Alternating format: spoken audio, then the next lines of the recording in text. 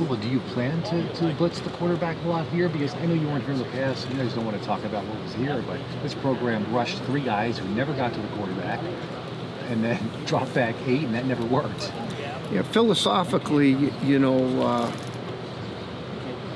to be honest, I really don't care what was in front of me, and I didn't watch a lot of tape. I started to, and I stopped. And take that for what you will. But you know, I have a style and a way of doing things, and I'm gonna do it that way. Do it the way that I've been hired to do it. And you know, obviously, the presentation of potential pressure is constantly there. The question is it? So.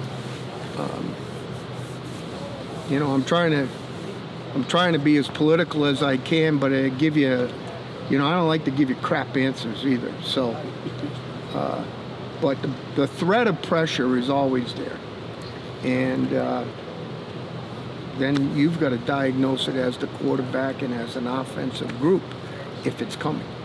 How would you describe the way you coach? I'm in your face.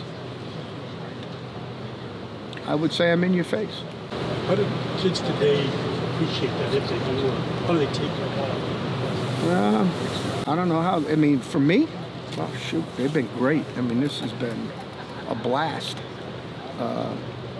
You know, I think if you're honest with them, and you give them an honest day's work every day, and you know, I think you're going to have a chance for success. But be honest. There's some things, there's no compromise. They don't run to the ball. I don't know. I don't really care what you do then. You're on your own. But you won't get on the field. You know, play within the scheme. And light your hair on fire and go 100 miles an hour, and we're going to get along just great. What are the biggest challenges with retiring styles? I think it's the transition from the offense that they were in before to the one we're going to now. It is more in depth. It is more complex, which doesn't make it better, but it's just the way we know how to do it, know how to teach it. So those guys having to learn a new scheme, which they've had to do before. Most of these guys have had to do more than once.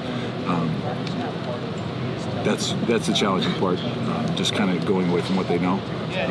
But they enjoy it. They're having fun learning more in depth and taking to the next level of their own football knowledge. So. Because it's more complex, how confident are you to be ready? Obviously, you got BYU, San Diego State. Yeah. Yes. We had great challenges coming up. We've had a ton of time.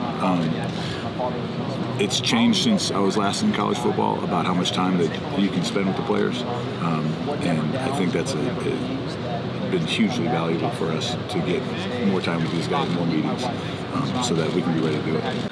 Coach, as a former player here, how important is it to have a packed student section, specifically the Zona Zoo, and do you have a message for all the students out there? Oh, well, when I was going to school here 90 years ago, okay, I mean, the student section obviously was just off the charts. I mean, off the chain. Like, it was a rumble. I mean, again, when I had the return, I thought the stadium was coming down because they didn't stop. I mean, it was just continual. I mean, I know you see the part where I stand up on the bench. That was, I was telling him, calm down. I literally was like, whoa, okay. Again, the Zona Zoo is legit. It's real. The students make it that way, and I can't encourage them enough, because it for me was real. I mean, it was a tangible during the games how off the charts and off the chain they were, and how great it is and how energized it not only makes us feel, but hey, you know, those other guys, whoever it is on the other side, they hear it, they feel it, and it's and I would say this, it was even more amazing when you think about it or feel it the way it wasn't this last year in COVID. Being in the stadium and playing an actual college football game and a real game, and there's no fans.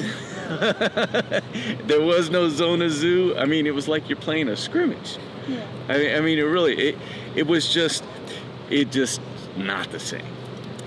I don't know. I mean, I can imagine, like, playing wise, dude, you're so involved in the game, you don't have time to, like, really, worry about, I got to worry about those 11 dudes on the other side, but for the fans and the coaches, I mean, the feeling was so empty. When you looked at the tape of Jordan, what stood out to you immediately with what you saw? He's accurate. He's accurate as a passer. He's very good in the pocket, good feet, good balance, can deliver the ball on time and make good throws. What are the things maybe initially that you want to work with him on? There's a lot of things. I think it's just getting up to speed with our offense. What we expect technically from how we take the snap under center to how we come out from under center on a run play to how we do our drops, play action game from under center, just all the different things that we do in our offense. I'm looking forward to working with him. Coach Fish mentioned that when he knows who the starter is, he'll tell us and all that. Ideally, when do you know who the starter is? Time-wise or just time-wise? In general. Yeah. Time-wise, there is no time on it, but at the same time, it's a race. I mean, you'd like to have it sooner rather than later.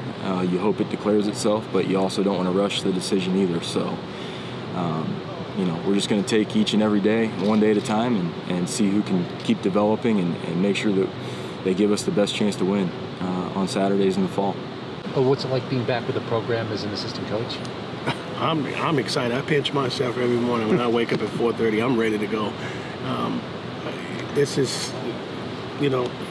has been like a long journey to get back here and be a part of this. And I'm just thankful to Coach Fish every day that he made it happen.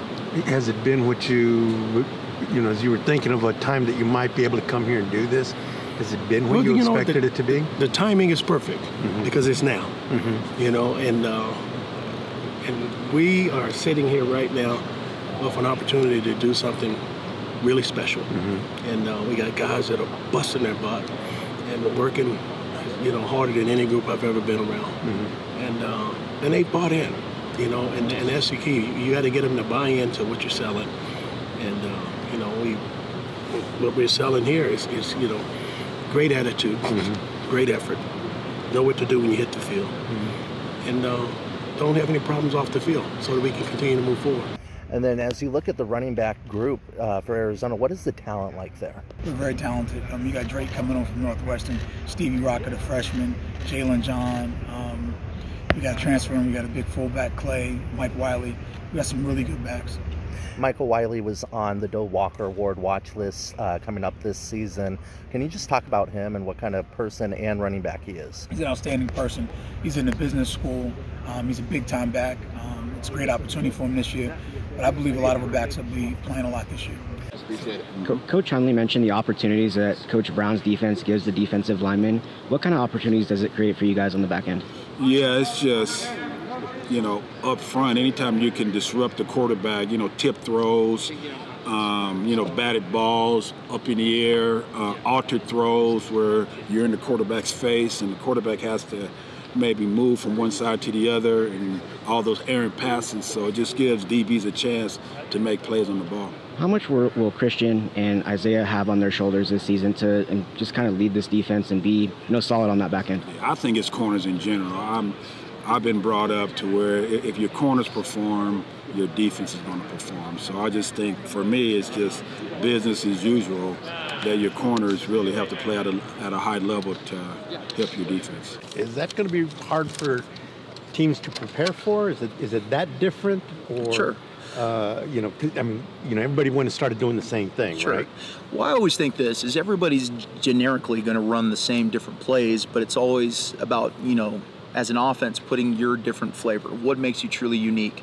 And anytime that you can incorporate one or multiple tight ends within the course of that, it extends a lot of the gaps that defenses need to be alert for. And then formationally speaking, you're able to run a variety of different things off of the same formational places, same motions, so it all looks the same, but now it's a different sort of concept, it's a different sort of feel to it. And I think tight ends do nothing but accentuate that fact. Anytime that you can put them on the move, that you can keep them static, or it all looks and feels the same, quite honestly. A minute ago, it sounded like you were recruiting Jason Barr to play football for you guys. How much do you like recruiting? How much do you love recruiting? I love it. You know, Coach Fish says that's half your job, and I have a sign in my office that says always be recruiting. Just every single moment that I can, I'm going to try and make sure that we're doing something that makes us unique and different. You know, at the end of the day, I tell every single recruit that I get a chance to do, to meet, to talk to, is, you know, recruiting is all about finding a fit. And I feel like we have so much to offer just in terms of football, academics, the culture that we're building right here. It'd be hard-pressed to be able to not find a great fit in Tucson. So just trying to find things that make us unique, make us different, and be able to try and play into a lot of those strengths that this place has to offer, quite honestly. So like you said, yeah, I've got a decent amount of passion for it. When you saw that linebacking group, what stood out at you out Arizona had already?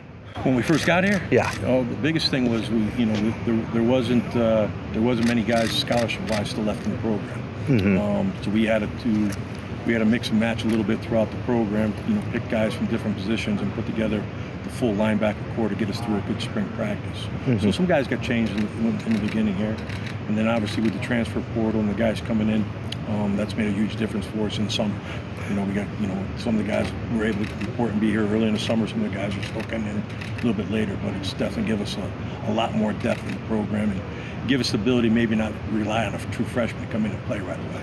What are some guys that Arizona fans should be keeping an eye on during these couple weeks of practice? From the defensive standpoint? From linebackers. Linebacker, I would say Anthony Pandy's a big one. You know, I think he's in summer workouts, what he's done from spring to summer, and now I think he's going to have a big year. The rest of it's going to be kind of up in the air, to be honest with you. You know, which guy's going to come up and top at the end of summer camp. And then how important was that to get those guys back? I know they left the program, but then decided to come back. Yeah. How critical is that for the receiving core? I think it's very critical. You know, I think, you know, and the thing about it is every guy in the group really that's an upperclassman, right? They've understood the struggles, you know, that we've been through here, and so they all want to flip it right now. And so to have those guys in, I think that just brings a little bit more intensity to it. You know, Stanley, when we were in our first workouts, even before spring ball, like, he brought the team together and said, like, enough is enough.